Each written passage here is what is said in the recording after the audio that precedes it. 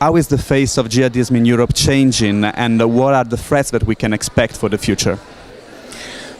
Well, we're in the middle of a big crisis in the sense that for the past 2 or 3 years there's been much more activity than in previous decades. We've had many more plots and attacks than we've ever seen. We've had more deaths from jihadi attacks than we've ever seen, and we've had more foreign fighters than we've seen in the past. Just now in the past kind of 6-9 months there's been perhaps a slight decrease. So there's hope perhaps that things will get a little bit better.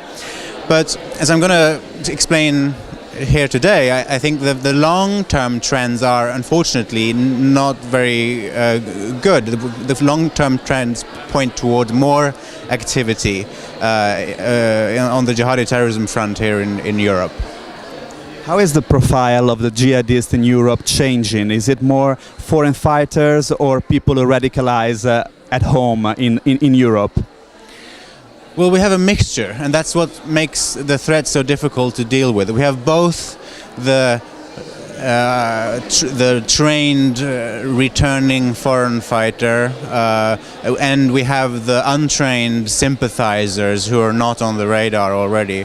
It's the mixture of these different types of threats that makes it so difficult to deal with. We know that most of the attacks that happen here are perpetrated by people who have lived here for a very long time. They're not perpetrated by newly arrived immigrants. So the problem is the things that happen to immigrants in the years that